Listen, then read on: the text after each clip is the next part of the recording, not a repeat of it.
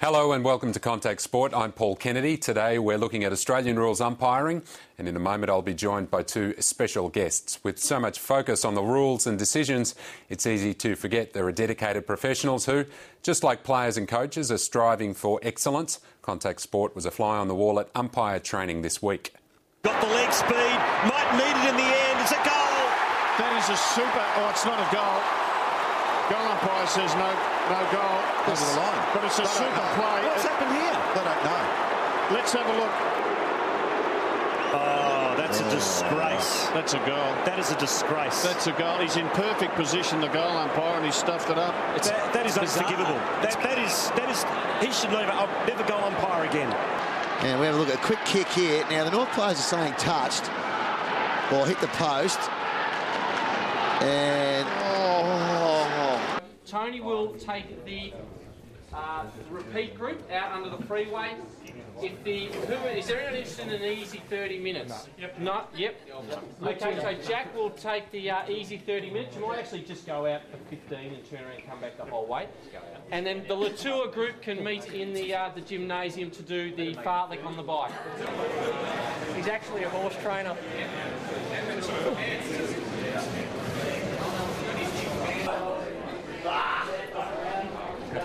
can't get it.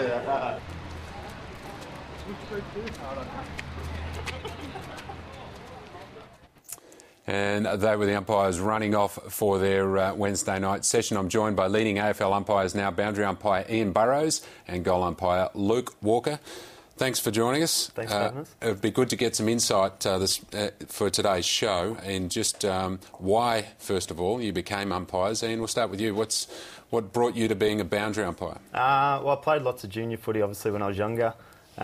Played through to like the end of juniors, under 16s, and was still pretty keen to stay involved, but wasn't necessarily that keen to keep playing. So a good way, I was always pretty fit as a youngster, so I thought a good way to stay involved was to take up the boundary umpiring. And it was your running ability that saw you go on and become an AFL umpire? Yeah, well, I was always a pretty good runner, nothing terribly special, but loved getting out and having a run. So boundary umpiring, of course, there's plenty of running up and down the line, and I thought that might suit sort of my skills. We'll talk about the fitness and your fitness benchmarks in a few moments. But Luke, what brought you to goal umpiring? At what point do you say to yourself, I want to be a goal umpire? Well, back when I was going to school, one of my mates was actually a boundary umpire at the local association, and he asked me if I wanted to come along, and I thought boundary umpiring probably isn't quite for me. I'm not a great runner. So he suggested I do the goals, and I did say to him, I said, why would I want to do that? And he said, you can do 2 games in one day, so you get paid double. So as a 15, 16-year-old, I thought that sounds okay, so I'll give that a go.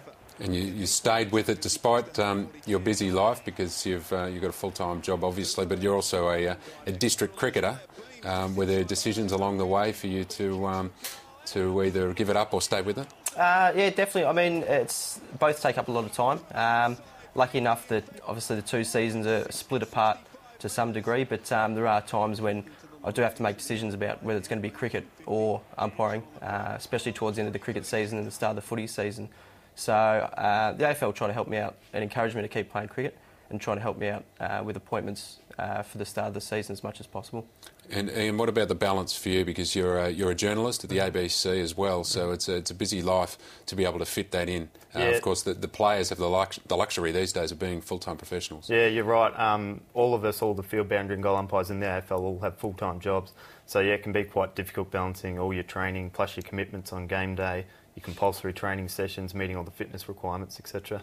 So, but the AFL is pretty good. Like, they have people at the AFL dedicated to sort of helping work-life balance and things like that.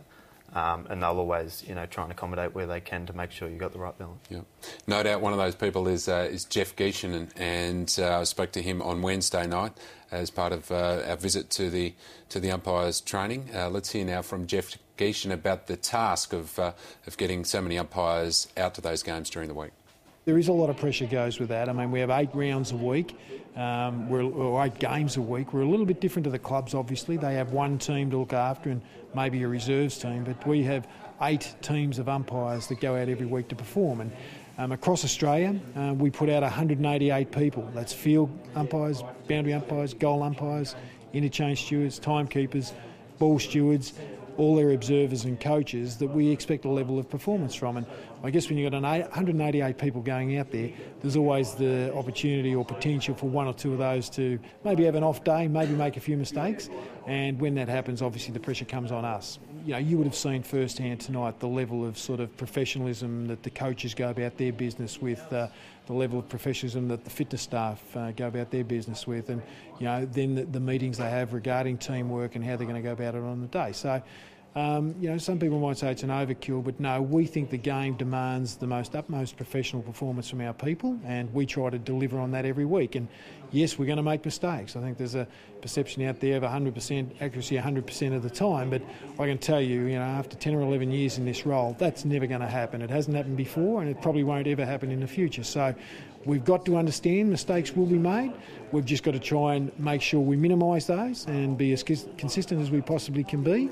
And if we do make mistakes, we need to articulate that and put that out there, because we don't want people thinking that we've changed interpretation or changed the way we do things. Jeff Geeshan there, and much has been made of those mistakes from last week. But I want to talk about fitness now and just how far umpiring's come. Luke, we'll look at some vision from the 1970s now just to show us what a traditional goal umpire looks like. But you've got a lot of fitness requirements these days.